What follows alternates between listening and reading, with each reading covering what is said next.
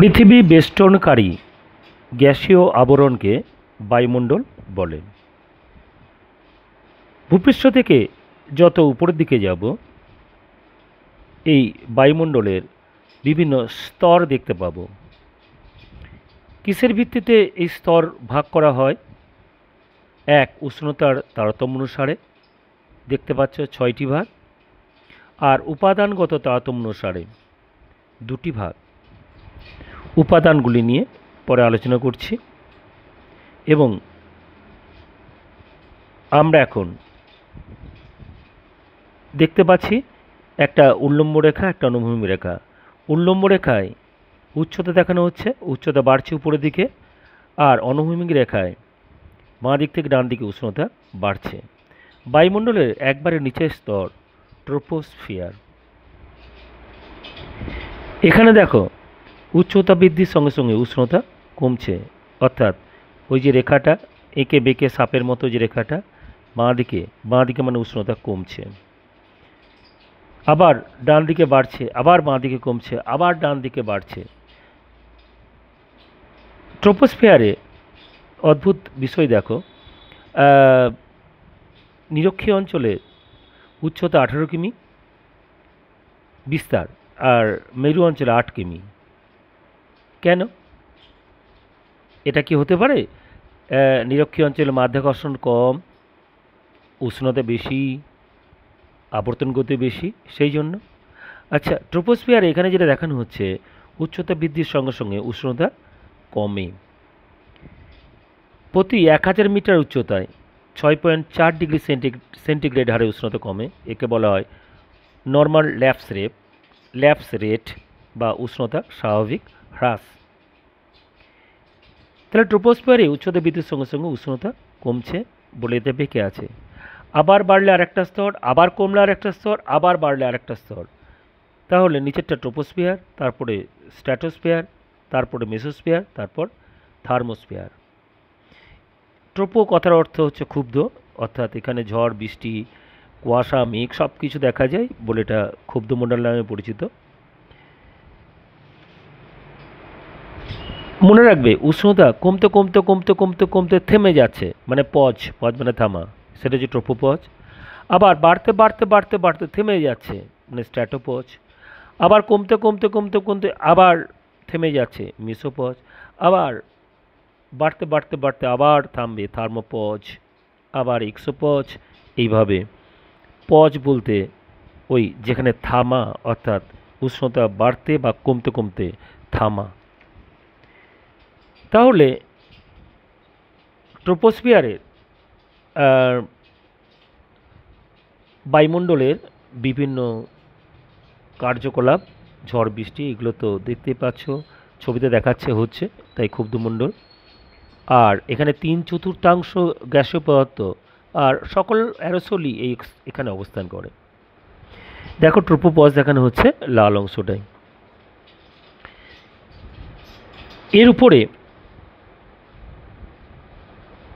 আমরা স্ট্র্যাটোস্ফিয়ারে যাব। স্ট্র্যাটোস্ফিয়ার, আচ্ছা, স্ট্র্যাটোস্ফিয়ারের উচ্চতা প্রায় 50 কিমি পর্যন্ত। এখানে আগেই বলেছি উচ্চতা বৃদ্ধির সঙ্গে সঙ্গে সঙ্গে উষ্ণতা বৃদ্ধি পায়। এখানে বৃষ্টিপাত, ঝড়ঝঞ্ঝা, মেঘ এগুলো প্রায় নেই, না থাকায় এইটা নাম শান্তমণ্ডল। স্ট্র্যাটো বলতে স্তর বোঝানো হয়, স্ট্র্যাটো মানে মিন স্তর। এই শান্তমণ্ডল হওয়ার জন্য এখানে জেট বিমানগুলো চলাচল করে, দেখাবে দেখো জেট বিমানগুলো চলাচল করবে। আর এই স্ট্র্যাটোস্ফিয়ারের যদি 2 ভাগ করি, তাহলে ঊর্ধ্ব আর নিম্ন, এই যে নিম্ন যে অংশটা, এটাকে বলা হয় ওজোন স্তর। অর্থাৎ স্ট্র্যাটোস্ফিয়ারের নিম্ন অংশটি হচ্ছে ওজোন স্তর। এখানে ওজনের ঘনত্ব সবচেয়ে বেশি, তাই এটি সূর্যের অতিবেগুনি রশ্মিকে শোষণ করে, অর্থাৎ পৃথিবীর ছাতা, এই যে জেট প্লেনগুলো যাতায়াত করছে খুব সহজে, পৃথিবীর ছাতা আল্ট্রাভায়োলেট রেকে পৃথিবীতে আসতে দিচ্ছে না এই ওজোন স্তর। আমি স্ট্র্যাটোস্ফিয়ারের কথা আগেই বলেছি। স্ট্র্যাটোস্ফিয়ারের ঊর্ধ্বসীমা, যেখানে উষ্ণতা বাড়তে বাড়তে বাড়তে বাড়তে নেক্সট কী হবে না থেমে যাবে, আর কিছু দূর পর্যন্ত আর বাড়বেও না আর কমবেও না।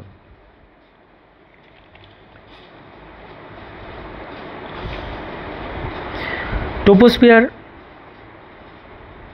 স্ট্র্যাটোস্ফিয়ার, এর উপরে যাব মেসোস্ফিয়ার। মেসো মানে মধ্যম বা মাঝামাঝি, মেসোস্ফিয়ার মধ্যম বা মাঝামাঝি, উচ্চতা প্রায় 80 কিমি পর্যন্ত। দেখতেই পাচ্ছ উচ্চতা বৃদ্ধির সঙ্গে সঙ্গে উষ্ণতা কমছে, কমতে কমতে খুব কমে যায়। অনেকে এটা শীতল, অনেকে এই স্তরকে শীতলতম স্তর বলে থাকেন। পৃথিবীর দিকে ছুটে আসা উল্কাপিণ্ডগুলি এই স্তরে পুড়িয়ে ছাই হয়ে যায়। এটা খুব ইম্পর্ট্যান্ট একটা প্রশ্ন, মাথায় রাখবেন। মেসোস্ফিয়ার, তাহলে একবারে নিচে ট্রপোস্ফিয়ার, তারপরে স্ট্র্যাটোস্ফিয়ার, তারপর মেসোস্ফিয়ার, তার উপরে থার্মোস্ফিয়ার। থার্মো মানে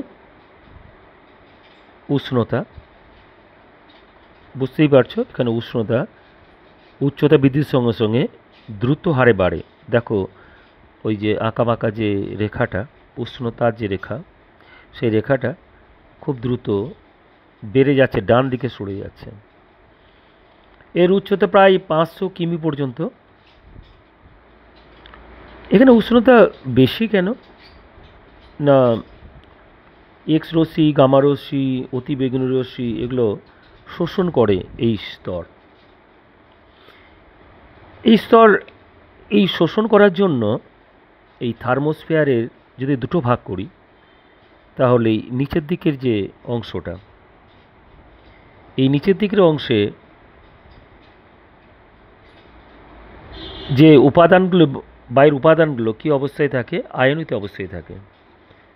বায়ুমণ্ডলের স্তরে বিভিন্ন তেজস্ক্রিয় রশ্মি তড়িদাহত হয়ে ইলেকট্রনে ভেঙে যায়, ফলে ধনাত্মক ও ঋণাত্মক আয়নের প্রাচুর্য ঘটে। তাই ওই যে থার্মোস্ফিয়ারের যে নিচের স্তর, সেটা আয়ন স্তর বলে। এখান থেকে এই দেখো বেতার তরঙ্গগুলো ফিরে আসছে, বেতার তরঙ্গ ফিরে আসছে।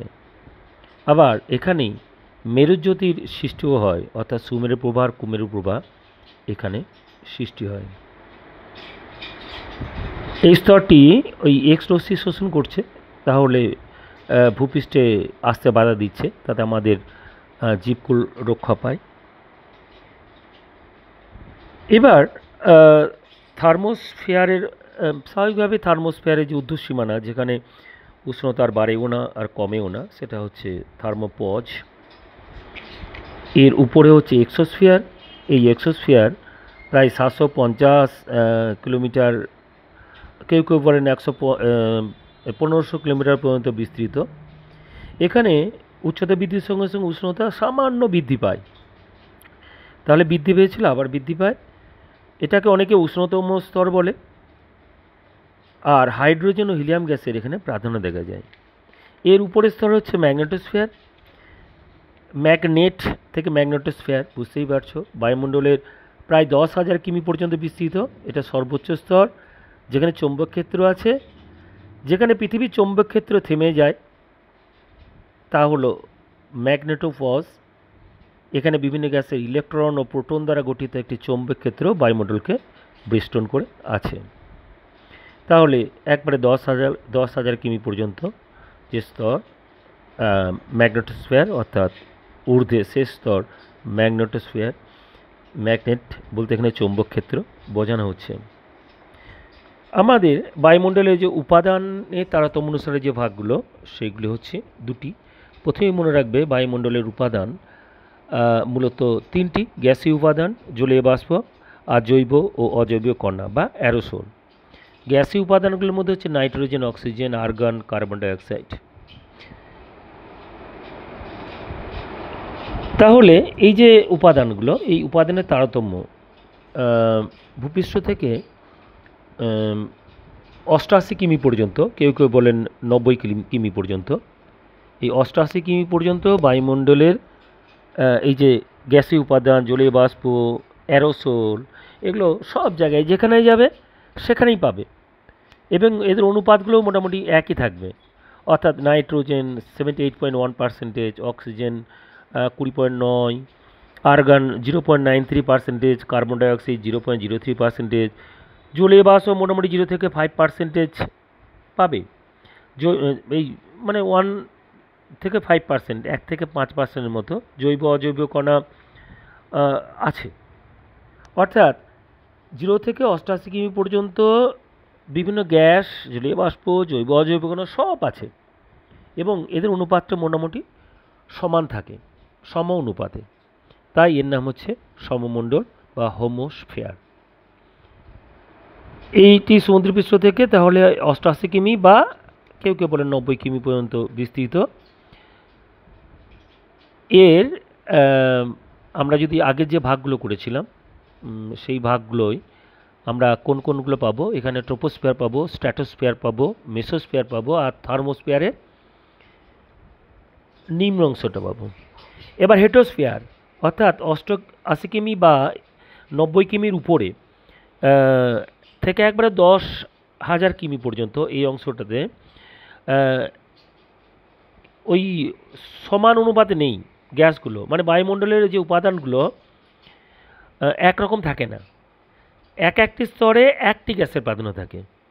যেমন ধরো প্রথমে আণবিক নাইট্রোজেন স্তর, তার উপরে পারমাণবিক অক্সিজেন স্তর, তারপর হিলিয়াম স্তর, তারপর হাইড্রোজেন স্তর। অর্থাৎ সব গ্যাস মিলেমিশে নেই, আবার অনুপাতও একই নেই।